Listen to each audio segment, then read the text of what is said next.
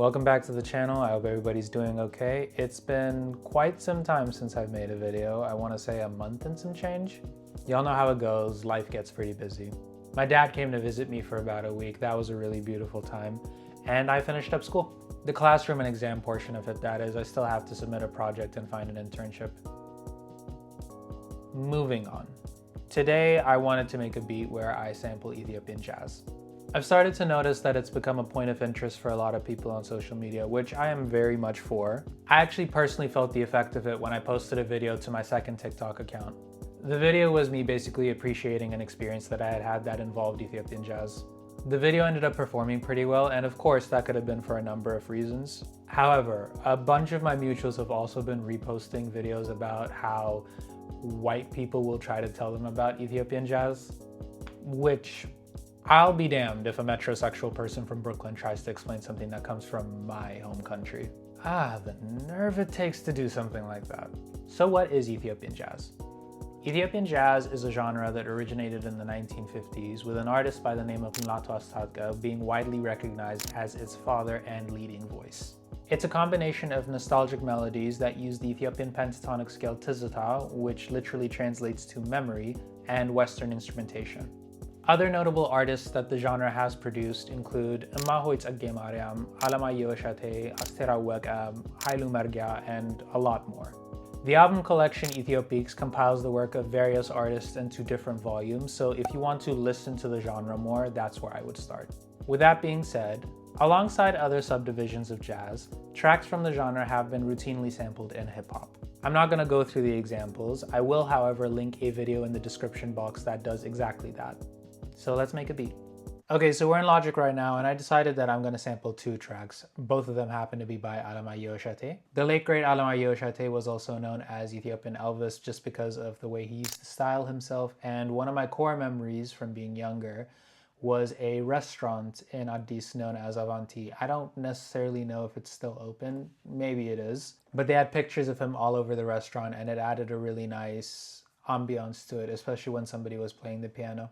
But anyways, the two tracks that I'm sampling are called Yet Into Fikrachen and Altaleyeshingim, which translate to Our Ancient Love and You Haven't Left Me, respectively. I really do come from a culture of yearners.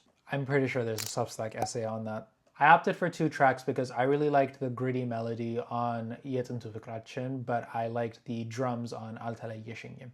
This is what Yet Into Fikrachen sounds like.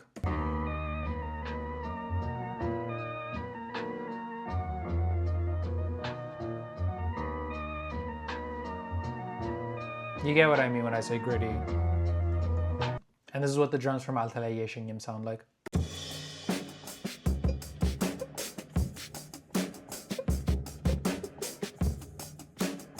Definitely a lot of good pieces there.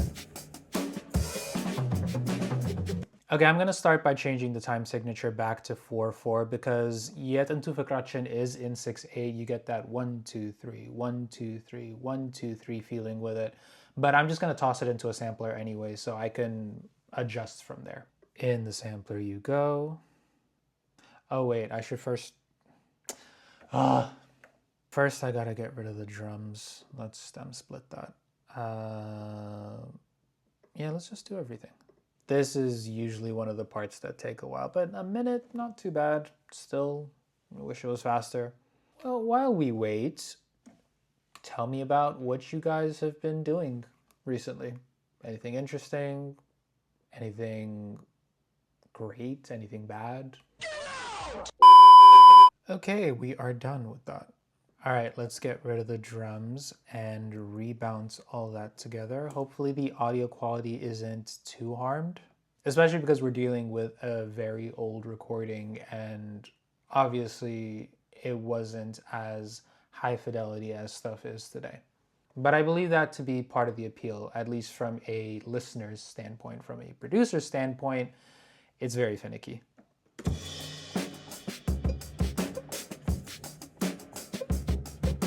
For the drums, I do want to take the snare out because I want to add my own snare.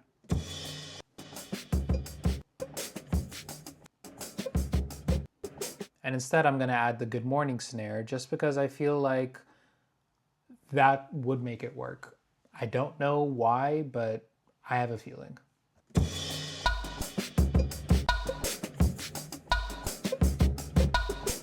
Okay, that is a very colorful, forgot how to talk. That is a very colorful snare. So instead of having it go on every second beat, I'm gonna have it go on every fourth. Well, technically 3 and 7 on every seventh, as opposed to every like 3 and 7. So let's just find a more natural sounding snare. Actually, I might just get the old one. Yeah, sometimes all you gotta do is just go back to the start. I like that snare, but I'm gonna take the second one out.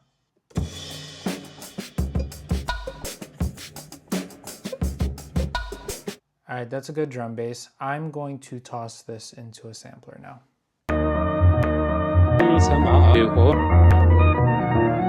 There's a little bit of clicking, so let's just reduce the attack, like increase the attack by a little bit until the clicking is gone.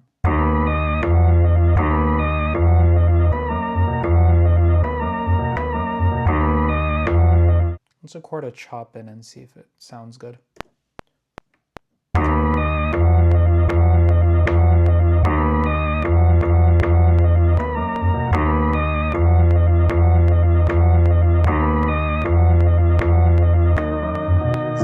See if it goes with the drums. I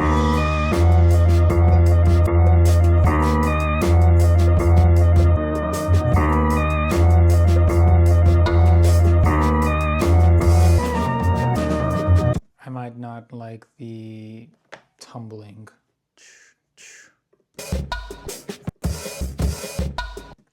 Nice, okay, yeah, got it.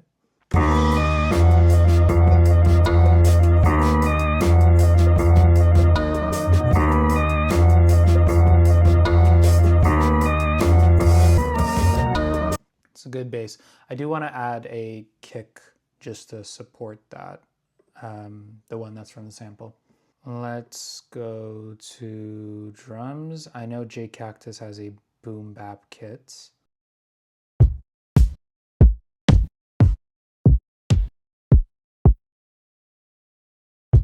Let's add this.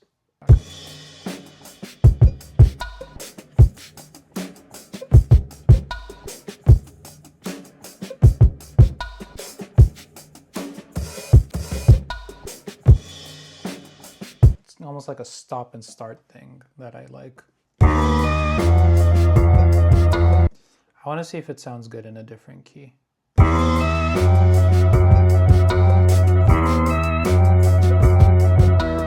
Maybe that's good. Not what I'm looking for. Maybe down one.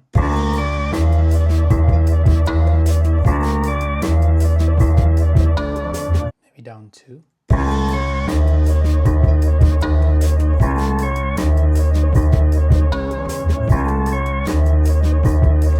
You know what? I am annoyed that that sounds like, of all the things I've tested out so far, that sounds the best because, so backstory, there is a producer by the name of Simon Servita, and he, sorry, I might have messed that up, but there's a producer by the name of Simon Servita, and he makes a lot of YouTube videos. And one of his philosophies is that whenever you're done with a sample, you have to take away 2 semitones because that's when it's going to sound the best.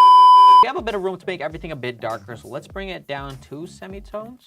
And it doesn't make any sense, but I just did that and it sounds right to me. And I don't like it when other people are right about very arbitrary things. I think I'm done with this for today, especially because with music like this, you don't necessarily have to add a lot to it. The sample does most of the work, and you can add your own drums, or you can get a drum break the way I did from a different song, and you just gotta sauce it up a little bit so that it fills out the frequency spectrum, and you have yourself a track. I can definitely see Griselda on this. I could see Freddie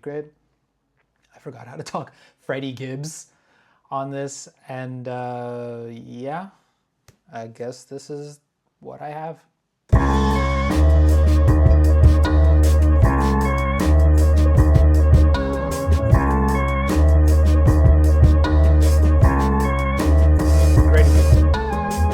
watching the video. Let me know your thoughts, whether they are positive or negative, in the comment section, and I will see you guys next time. Peace.